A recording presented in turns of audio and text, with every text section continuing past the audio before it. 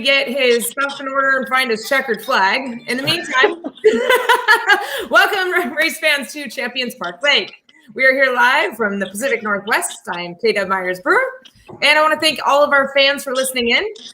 Champions Park Lake was offered the OPC Nationals along with the Stock Mod and Junior Nationals over the summer, and we are opening our doors for more racing. We want to have a lot more classes and a lot more racing throughout the year. If you are interested in bringing your club or your race boat, we want to bring all the powerboat racing to Champions Park Lake. Clarks County Fairgrounds and Springfield have opened their doors as well. We're doing major improvements to Champions Park Lake. They're adding hotels, restaurants, and all kinds of other facilities. So contact us at Champions Park Lake on our Facebook. Make sure you like our Facebook to see all the up-and-coming events along with our podcasts. Dan, it looks like David McMurray. Welcome, David.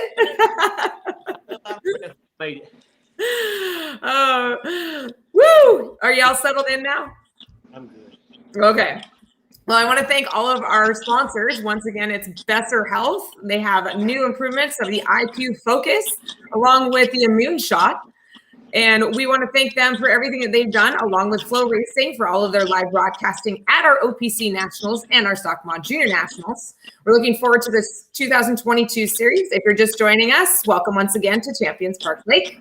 We have a great interview this weekend today with the Nashville Marine team. We also have a live chat, so make sure that you chime in with where you're listening in from. And if you have any questions for David or for Austin, make sure you bring those in, and we'll be glad to bring those as well. Once again, thanks to all of our race fans for joining us tonight, and welcome Austin Cheatham and David McMurray. Thank you. Yes. Well, I'm glad to see that you were able to get on there. David's trying to still get his camera focused in.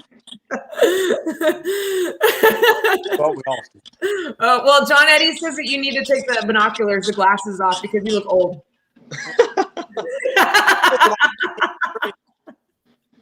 Never a dull moment around a bunch of boat racers, right? Especially John Eddie.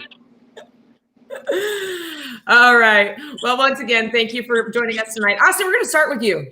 You are a fourth-generation driver. Tell us a little bit about your dad's back history and your grandpa's back history in racing. Kind of give us some insight on what races they've been to, any kind of championships they've won, records they've broken. Well, my great-grandfather started somewhere in the early 40s. I have some race programs here at the house and pictures from, I think, like 42, 43. Started in the Nealers, and then my whole family just kind of followed suit, down to even my mom, my dad, my uncles, and then now all of us, kids. And I don't even know. I think championships and titles and all that. There's a bunch. I can't really just single out any. I mean, I know my dad's won some. My uncle. I think my mom won one. I've yet to do it, but it's coming. Well, what classes did your grandpa and your dad race? My grandpa, he raced 750, I believe, and then, man. What was that? Or that was later in life, but I guess earlier in the early days, I think it was like Sea Service or whatever they had way back in the day. Yep. And then runabouts, a lot of runabouts. I have a lot of pictures of runabouts of him in runabouts. And my dad, I think they raced from C, B, E, or 750, 850.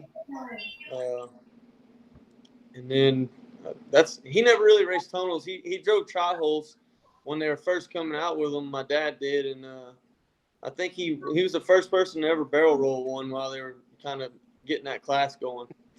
Yeah. Well, you grew up around racing, when you were a child, and you had some races that you enjoyed, but what particular race stands out the most that you said, I always loved as a kid going to this race? Well, I'd have to say the Trinity, Texas race. It was at Highway 356 Marina. My great-grandpa he lived around the Houston area, and then they moved out to Trinity and bought a marina and a boat shop and like 5 acres on the lake right there, so they could have a place to test and do all this stuff with boat racing, and then progressed into putting races on there. And anybody that I've met now that I've raced knee riders that have been in the game long enough, they all talk about that race even themselves. And that's always been definitely my childhood memory. I remember a lot of stuff there, a lot of races and my family being all there. It was really cool. So, well, your racing career started when you were in your late teens. Tell us how you got started into racing and what classes you ran. I've always been around it, grown up around it. I've always wanted to drive. I've started in 45. Actually, John Schubert gave me my first boat. I went over there and picked it up and kind of went home with it. And I don't even think anybody really knew that I was going racing until I got home with it. And then everybody was full force from there. And so I've raced 45 and then now in the big boats.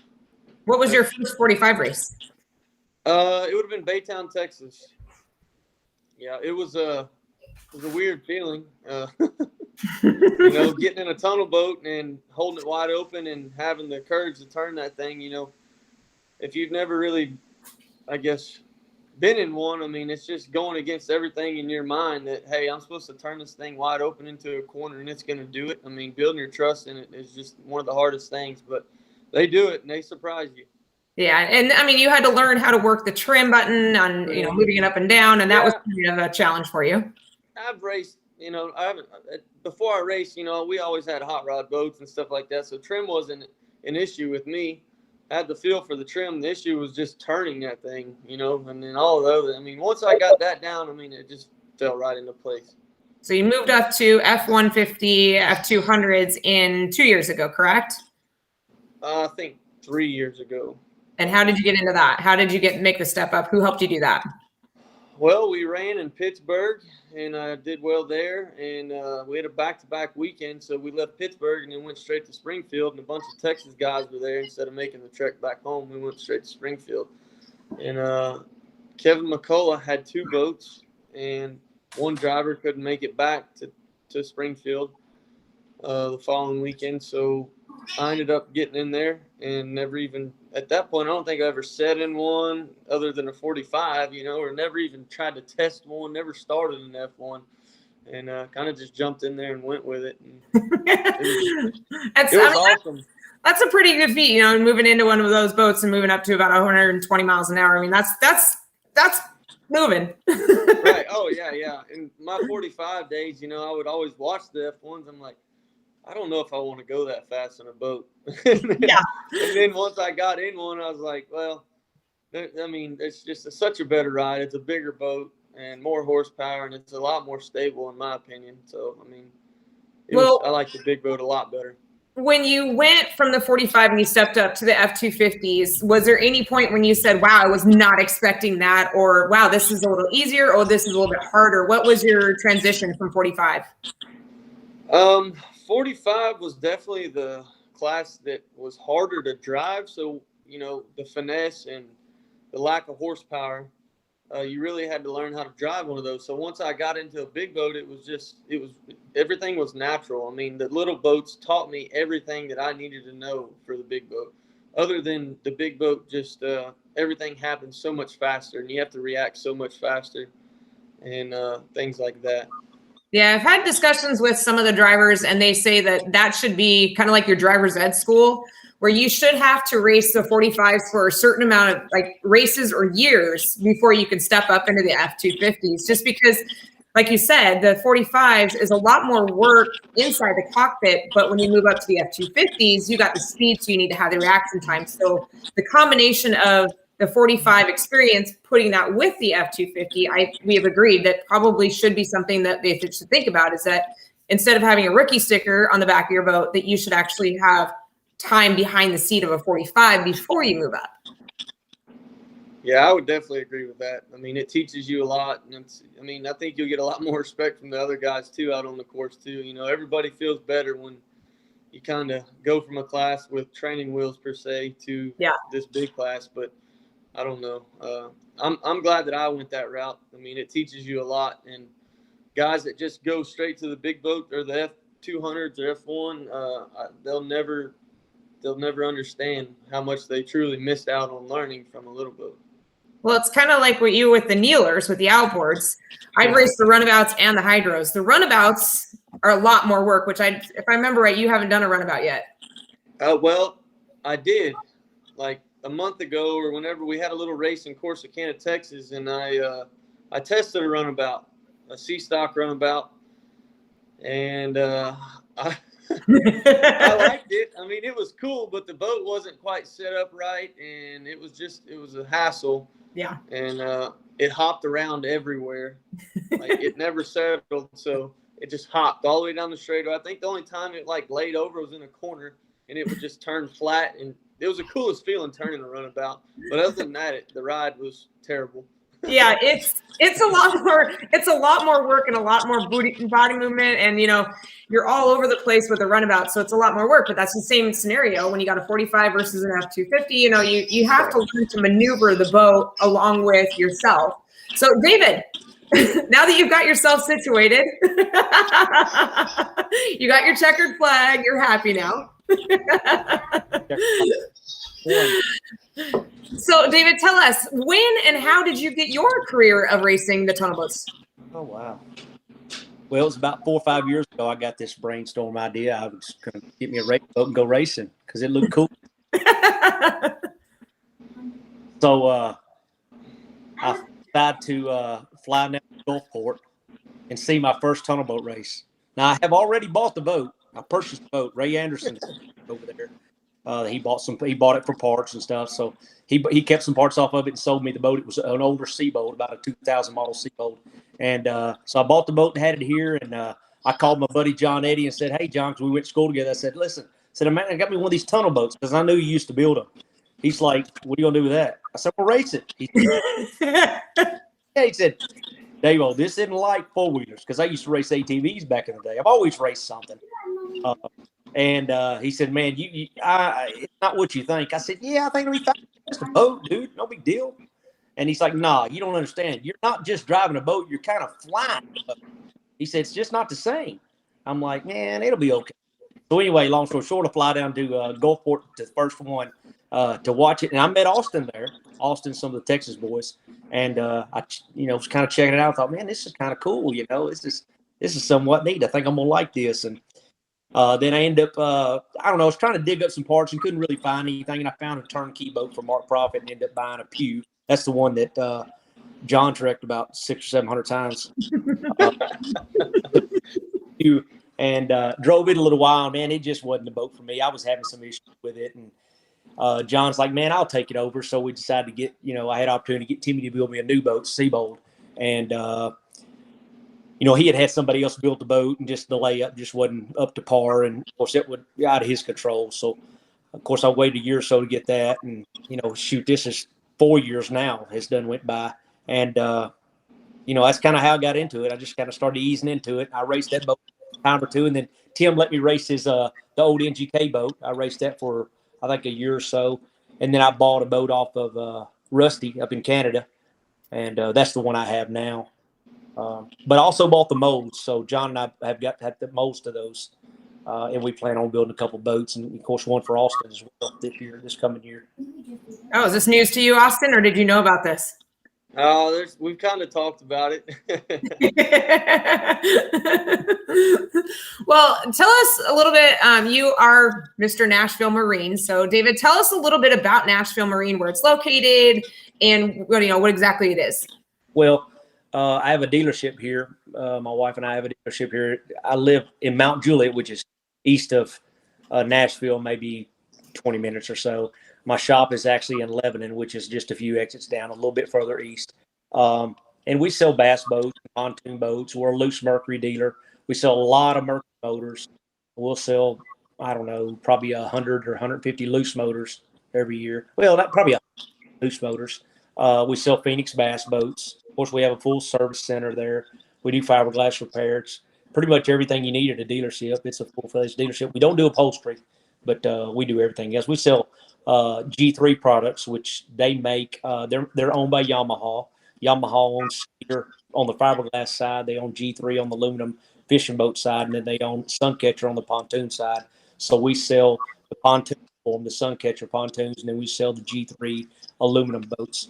the fishing boats. When they make a center console, they make a duck boat, they make just a regular, angler fishing boat. They make John boats. So that's what we do. We stay busy. I think we got 7 guys at the shop that work there. So we stay pretty steady. Well, and you mentioned the Yamaha. We have one solo Yamaha that races and has been doing very well. That's Dylan Anderson of Anderson Marine. So you've got the 2 Marines fighting it out.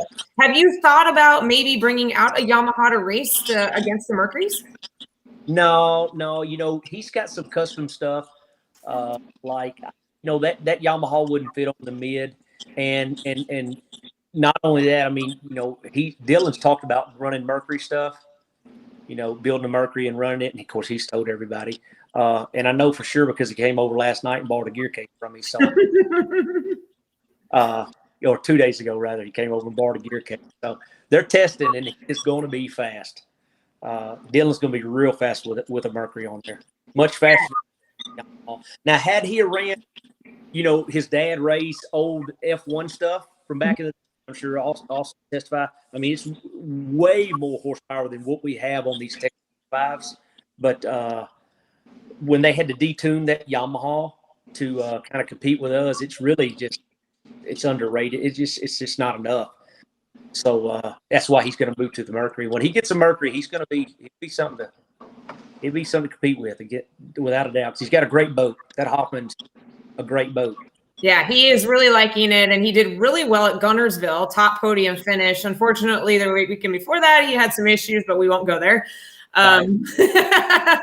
Speaking of, let's step it back to 2018, Austin. Tell us about your dunk test at Portugal. Well, I guess I don't know. That was a crash I had there. Gulfport's always been rough, really rough. Let's see. In qualifying there, I was behind Jeremiah, and I think Grant Schubert was right there in between us two. And Jeremiah stuffed it, and I almost ran him over when he came back up. Like, I went pretty much almost over the top of him. And they called qualifying. So we didn't know. Nobody knew nothing as far as where I was at or nothing like that as far as times.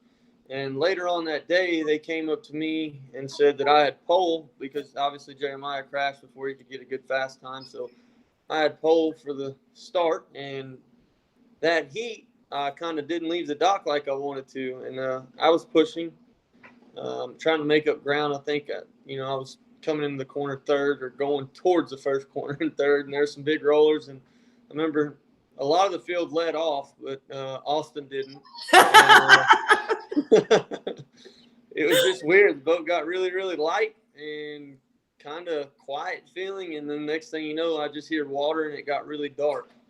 And my neck hurt. I know that. And I had a headache. Yeah, that was definitely not the crash that anybody wants to go through. Stuffing it really kind of wide open to zero really quick.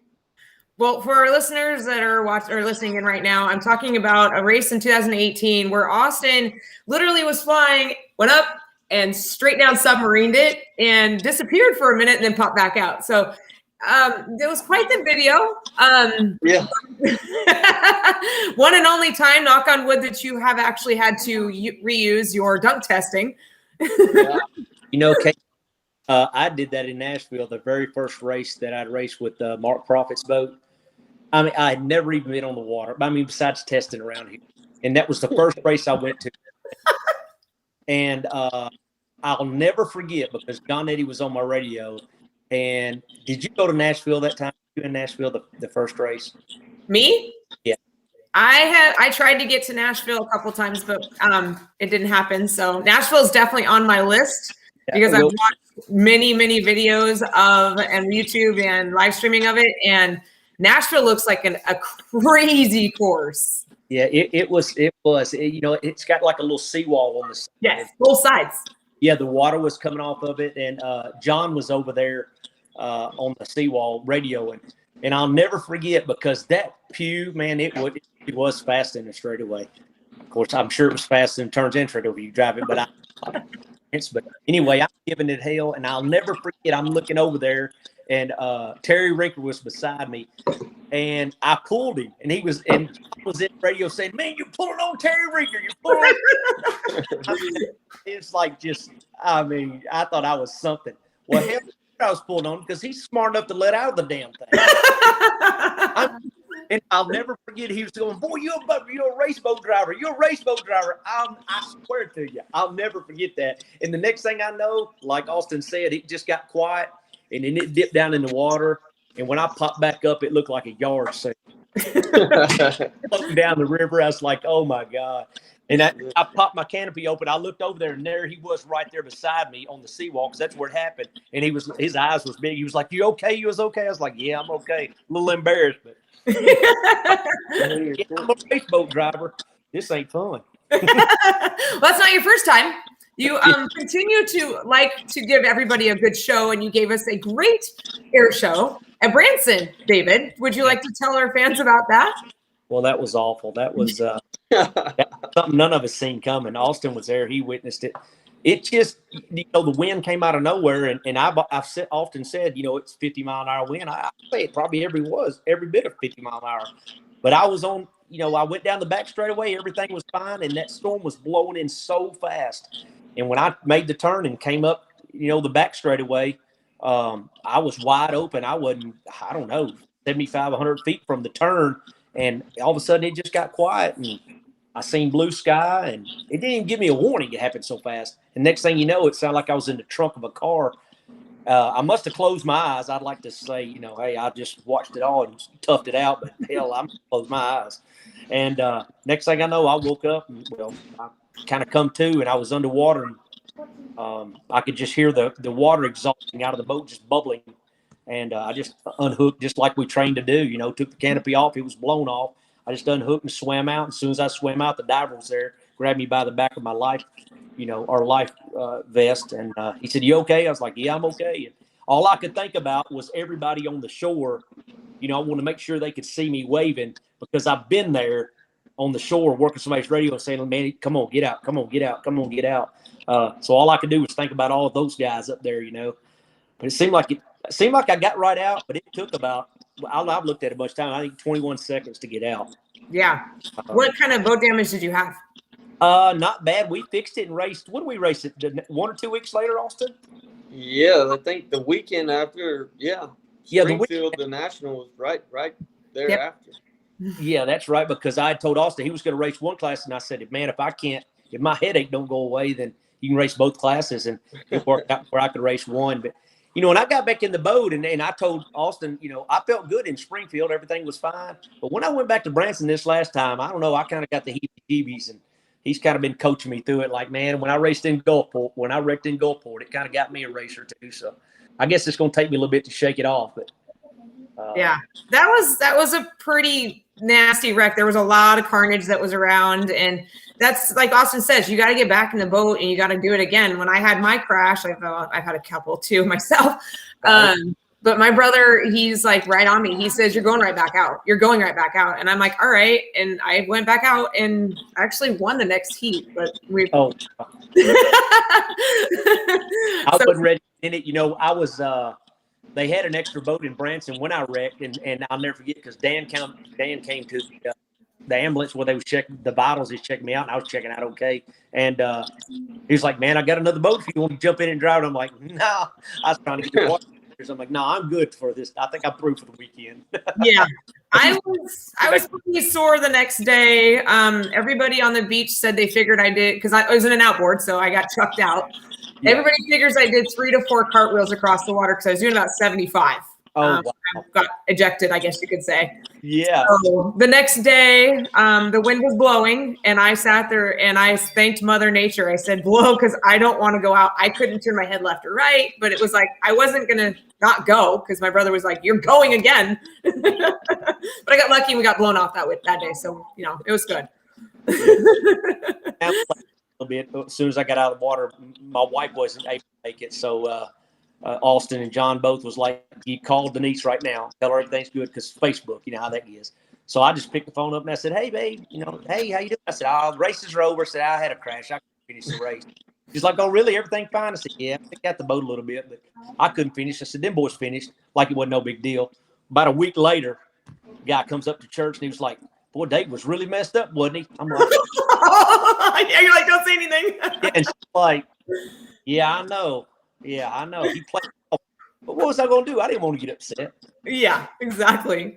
I downplayed.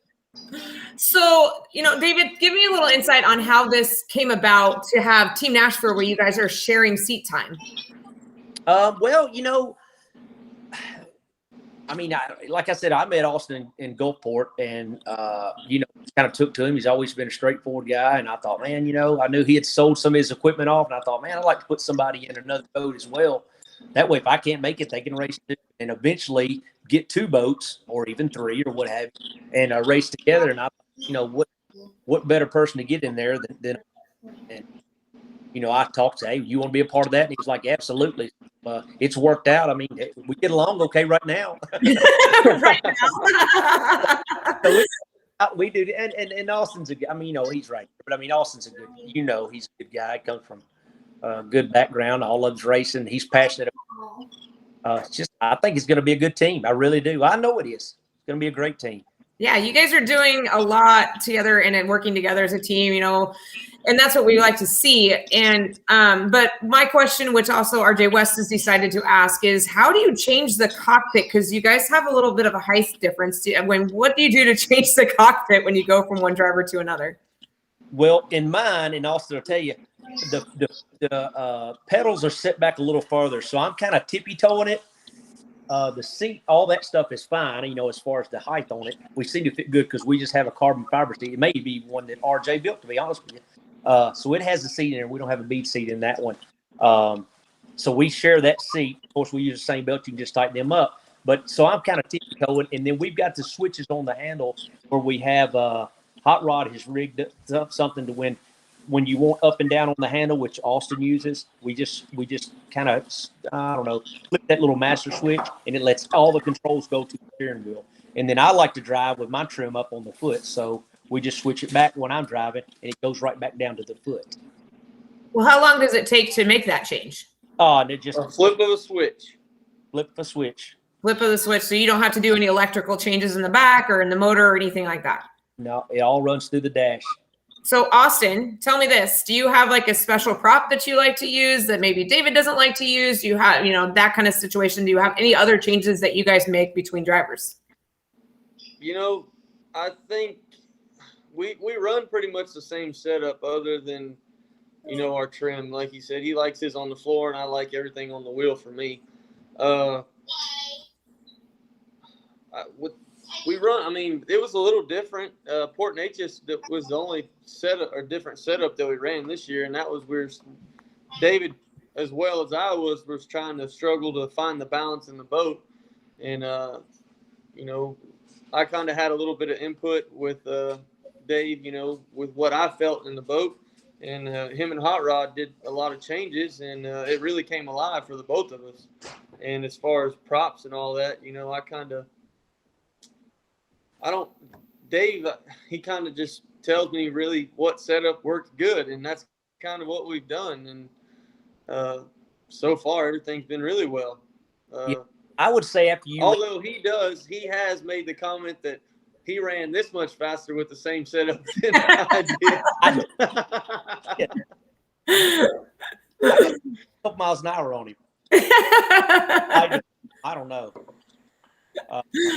After he took it to Texas though and ran there, and I seen how the boat was flying, and it just looked radical to me, and him too. We moved some weight around. Actually, I got with McCullough, and he helped me a lot. And it's totally different boat, isn't it, Austin? Oh yeah.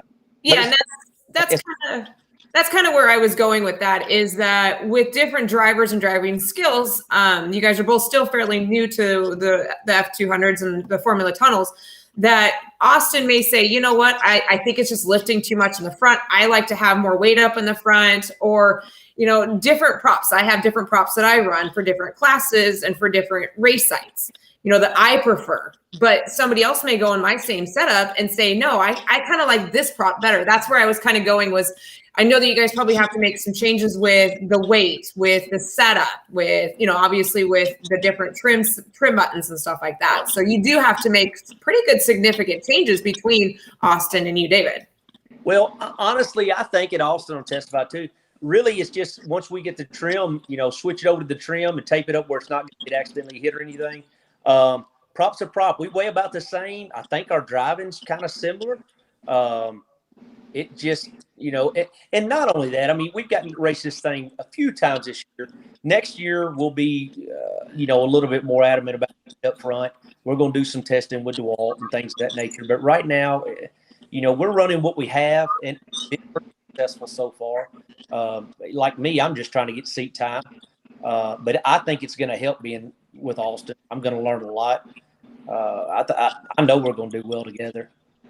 Well, okay, we've got some of our fans and our listeners in chiming in. And just to let you know, Austin, John Matthews says that you're his hero. I think I was. If I could be more like John Matthews, I'd be all right.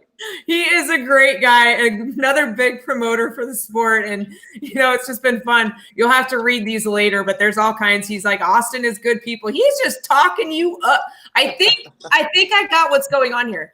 John Matthews, are you trying to get yourself into a tunnel boat? I think that might be what's going on there because he says, oh, yeah, there he goes. I'm a fan. See? Yeah, probably, I'm sure John Eddie's commenting on there. I haven't seen much of him. Jamie Duran's listening in. She said, oh, we were talking about crashing and stuff. And so we got a couple of, oh, there's John Eddie. David needs to rent advertising spots on his forehead. See? Oh, man. Oh, do not repeat anything John says. Can you block him? I love John Eddie. He's so much fun. Oh, I can tell you stories about him. Yeah. Well, maybe we'll have to get John Eddie on here. Okay. Well, Dana and I work on that. Maybe that we'll have to get John Eddie on here and he can tell stories about you. Yeah. He'll hog it. Yeah. Yep. Rodeoing days. Yeah. Go rodeo and he breaks his toe and his neck in the same ride.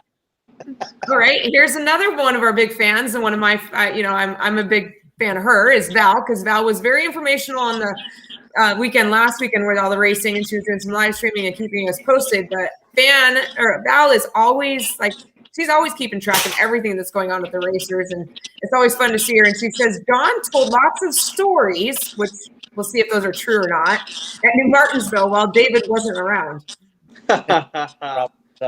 Probably so. Well, Austin, we're going to go back to you. We're going to talk about a couple other races. There's some drivers that do double teaming, which that is that you're racing 45 and you're racing the big tunnels. You jump from a 45 to a 40 or to an F-150, and then you go to a kneeler. You race all three different styles of hydroplane racing. Tell us exactly, what is your favorite of all three that you race? I would definitely say tunnel boats are my favorite. 45 is probably, I don't know, 45 and F1 45 is a whole lot more fun. I mean, it's just, to me, it's not as serious. I mean, you can get into one of those things and I really never realized that until this year. I spent 3 years away from them, and I got asked to drive one in Branson here a few months ago, and I got into one and I was like, man, I really enjoy this. I forgot how much fun they really are. But the F1 is just there's no better feeling. There's nothing that can compare to it. Drop the checkered flag. Yeah. So there's no better feeling there. But the Kneeler is a really cool boat too. I guess I've ran 3 different times or 4 different classes now in them. 3 different hydros, and like I said, I tried the runabout. That was fun. But yeah, I'd have to go 45 F1 and Kneelers. Nealer's last. What's up with that? I mean, you took a 750 out, or was it 750 or B? Yeah, the 750 was a cool ride. Yeah, isn't it? Yeah, I mean it's a bigger boat, and it's a lot more stable, and it takes the rough water a lot better. I don't know. The last few needle down races, I guess in Corsicana here a few weeks ago, that we were all racing at, it was really rough, and I ran 25 B hydro, C hydro, and C mod or mod 25 hydro. And it was rough, and I got beat up. I mean, the boat beat me up, and so I was like, man, this stuff, I don't know if it's really my favorite right now. But wait till you start doing the runabouts more. Yeah, actually, I do want a runabout, but I want a good runabout. So, well, I don't know. We'll see. Maybe we'll talk to John Matthews about that. He has a few. Yeah, that guy kind of shows up, and I've never seen anybody drive as many boats as him. Yes. Maybe Red A-Bear this year drove a lot too, but yeah, John Matthews shows up with a helmet and a life jacket, and he drives pretty much everything in the pit. So yeah, he definitely is an all-around guy, and it's fun to watch him race. But we're gonna have to work on getting you. Yeah, we'll get you up at Topo. That'll be a good break-in process. We'll just start you to run about and take you to Topo. I want to do that. I've been trying to make that happen. So hopefully in the future we can make that work. So sounds like a plan, because Dana Potts does everything he can to work around everybody else's schedules, the other racing, the other different regattas that are going on. And I know that we've worked on making sure that we are not on the same weekend as Topo, because Topo is a huge race, and so is Springfield. So we just want to make sure that they're not both on the same weekends, which is fun. Right. But yeah, I think that John Matthew, we might have to make that happen, that we'll have to break him in with the Topo run of racing in the runabout. Hey, I'm open to anything. I want to be known as the guy that'll drive anything that somebody offers me, you know. And I'd like to say that I'm good at it one day, you know. Do we have a trailer for those boats, Austin? Do what now? Do we have room in the trailer for those boats? We can figure it out. Yeah, they'll go on top. Yeah, they can go on. I like that. Spencer came by here one time, stopped by the house, and he had a lot of boats. Each little bitty boats, he had them on top. So if he can do it, we can do it. Oh, that was probably coming back from the Springfield Stockmod Junior Nationals, because he had, yes. And I think he was dropping a boat off at your place, and he had all of his kids' boats inside on the top. Yeah. So we can make this work. So let's do it. We've done it before in Springfield, where we had the Formula Tunnels, the 45s, and the outboard. So that's the plan. And once again, if you're just joining us, Springfield, Ohio is looking for more racing. So if your club wants to bring racing to Springfield, Ohio, make sure that you message us on Champions Park Lake, and we'll make it happen, because we want to have as much racing as possible. The lake is ideal. The pits are perfect. And like I said, they are still doing so many more things. They're adding hotels, they're adding restaurants. They're going to make it the best venue that they can. And it's just going to be fun. I'm excited for it. I hope John Matthews heard all that, because I know he's a really big promoter down here, you know, tries to promote with NBRA. So I think he knows a few people that maybe we could put on an NBRA race up there. All right. Sounds like a plan. I think we can make that happen. So we'll get some runabouts, we'll get some hydros, we'll get some Formula Tons, we'll get some 45s, some tri-hulls. We'll just race it all. I mean, we've even contemplated bringing out the sprint boats. I mean, that's a fun ride. That's a ride you need to try. That is fun. Yeah, I'll start off with a well, I don't even know if I can navigate. There's so much going on for a navigator in that thing. It's crazy. Yeah, it's fun. I got asked to be a navigator this summer, but unfortunately I couldn't do it for reasons. But I got to go for a ride when I was down in Parker, Arizona in the spring, and it was a blast. So maybe someday down the line, a few years from now, I kind of would like to go for another ride and maybe go for a race. Air Featuring's offered it. So, you know, he just recently offered, but you know, there's some fast boats that I might have to think about, because I'm like you guys. I want to go racing all the time. Well, Austin, you know, I've noticed on your boats, you always have a 40. Kind of tell us the backstory. A lot of drivers have a certain number on their boat for a reason. Tell us the story about the 40. Well, 4 has always been a number in our family. 4, and fortunately, Wesley took 4. You know, he started tunnels before I did, so that was out. And 40 was actually my uncle's number. And when he raced my DP and then 120 and all that, so I was like, you know, if I can't have 4, I'll definitely take 40. and so that's just always stuck.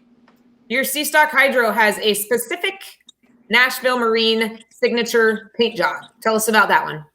Yeah, it had a pink. Everything was pink on it, pink and white boat. That's John. A buddy of mine down here, a really good friend of mine, he lost his mom to breast cancer, so they've been real big into finding a cure and supporting that whole cause. And he said that he wanted to help me with stickers and all that, and I said, yeah, that's cool, and I definitely run pink. I said, only condition is, I still want to have my Nashville Marine stuff on there. And he's like, yeah, I'm all about it. So we ran the pink stuff, the pink stickers, and I was all about finding a cure. I'm still am. I like it. I saw that paint job, and it really stands out. David, let's talk about yours. You have a very specific paint job on yours as well. Well, I guess that mine's turned into more like an Evel Knievel. Yeah, kind of. No, we tried to go with the patriotic theme, just because everybody seems to appeal to it. It seems to like it's got a fan base. I don't know how you can be where I'm at, and that's not up the food chain very high, but we do have a pretty good following, and it's all about the colors on the boat. The kids like it. Anybody that's been in the military, they come up a lot, and we have now we've got flags that we hand out to all the kids. It's a lot of fun to me. I get a big kick out of it. We really enjoy it. You do a lot to support the sport, and I'm just going to let all of our listeners know to make sure they go to your Facebook site, because you have a lot of pictures and videos, including your airtime show at McMurray Racing. So make sure you go to McMurray Racing on your Facebook, click on there. He's got a lot of videos, pictures, updates. And speaking of updates, let's start looking at the rest of the season. Austin, what is your plans? I know you've got big plans for the next couple weeks. Go ahead and tell us what's going on. This weekend, I actually have a race coming up here in Texas, in Baytown. It's just a day race that John Schubert puts on, and it's pretty much just a local race for all of us guys here in Texas and Tri-Hole guys. So I will be driving a Seabold that Travis Yates has been driving so far this year. He kind of has a new ride now, so I'm going to be driving his backup boat, I guess, and filling in. And depending on what happens there, I guess you might see me in Havasu. No, we will see you in Havasu. Yeah. 17 days, by the way. 17 days. Yeah. Yeah. Luckily, I was pretty much asked or kind of told that I need to drive there. And luckily, Hot Rod, which is, Dave and Dave's crew guy and an awesome crew guy at that, he was actually already going to be there. So I texted him and I said, hey, I hope you don't mind, but we're racing. And he's like, I can't ever get just a fun, relaxing, enjoyable weekend at a boat race. No, it doesn't happen. I need you to help me in Havasu, which he was all about it. Well, David, what's your plans for the rest of the 2021 season? Well, I've got a lot of stuff going on at work, so I'm going to kind of relax a little bit and just drop back to the racing for just until after the first of the year. And then, of course, John Eddie and we still got a couple projects going that we're trying to complete. But that's pretty much what we do. Just focus on next year, come out pretty strong. Like I said, we're going to get that other boat built for Austin. And talk about colors, it's going to be awesome to see his boat and my boat. It's going to be the same paint scheme, but the colors are going to be flip-flopped. It's going to really look good on the water, and it's going to look good as a team. I'm really excited about that for next year. But I'm just going to, take it easy for them. Like I said, I've just got so much going on at work, and we're going to try to button up some of these projects we've had going and just kind of support Austin, whichever direction he goes. Whether he drives with one of our boats, one of Schubert's boats, it doesn't matter. I'm going to support him, till the end of the year and start fresh. I'm pretty sure that's what you have employees for. And I think that you, I don't know, might have a headache still from Branson, so you can't go to work. So you got to join me in Havasu and bring yourself a boat. Well, maybe I could fly out there, but it's okay. part of the drive. Might fly out there and come visit with you guys. Okay. And then there might just happen to be a boat there for you to drive, because I'm sure somebody can bring one, because I know we're working on getting a couple more boats down there. So there might be an extra boat down there. Maybe I'll have to pull some strings. I probably would jump in and do it. Well, Scotty already said he's planning on bringing Jeff Reno, and we watched him last weekend at New Martinsville, and he was hauling. So you got some competition that you need to keep up with. I hear you. Oh, I like that. I like that a lot. So looking forward into the 2022 season, you guys said you have a new boat probably in the works. You've got the molds ready to go. Let's think about what races and what classes you plan on running in 2022. So go ahead and tell us, David, what are your plans for 2022? Well, Austin and I both plan on running, of course, the 200 class. And then, as people know, we've been John Eddie class. And that boat will be completed too by next spring. I'm sure he and I both run one of those boats as well. So we'll probably run the 200 class and the 60 class. We're not going to be able to run the 120. It's just, but that's our plans. Austin's got a buddy. Mine's a little bitty ankle biter. Yeah, we saw that. We saw. Yeah, that was it's an ankle licker. What it was. That thing doesn't even bite. But evidently, mine thinks somebody's around here or something. With us, so it'll all work out good. It'll all work out. We're excited. Well, we're going to start closing down for the night. It's been great talking to you guys. I know that you guys have talked about hot rod, which is one of your big key factors in Team Nashville Marine. So we'll start with you, Austin. Who do you have to thank and that you want to talk about while we're still on? Obviously, I got to thank Dave and Hot Rod for everything, especially everything they've done for me this year. John Schubert for getting me into this stuff. He gave me my first boat, and then I don't know if it's a good or bad thing, but here we are. Like I said, Dave and Hot Rod, they're great. I can't ever thank them enough. I don't ever have a lot. Sometimes when all this first came about, I was driving Port Neches and then Gunnersville. It's kind of a joke at Gunnersville, because that was the second time I drove for them. And between me, Dave, and Hot Rod, it was like, hey, if you don't do good here, we might have to revisit this contract. So, we did good, but, I want to perform well for them. Hot Rod busts his tail and does a lot. And, Dave definitely, he does a lot to get everything there. So I feel like I want to do good to reward them, for their efforts. But, they never put a lot of pressure on me, and that's awesome. Hey, a saying that between us three is we're always doing the best we can do no matter what, That's right. And even when I'm down, like sometimes I felt, that I could have done better. I made a mistake, I might be mad at myself, but Dave's always cool about it. He's kind of a cool guy. Oh, yeah. You won't find nobody better. All right. Racing next year. You don't have to keep laying it on there.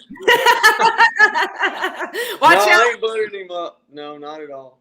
Watch out, Austin. John Matthews is after your ride, so you might want to suck up a little bit more.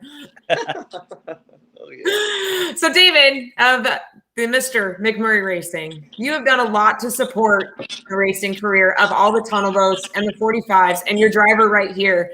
Who do you have to thank that's actually helped you get to where you're at? I've leaned on a couple people to help me get things going. Chris Fairchild. All these guys. Bill Gord's helped me a lot.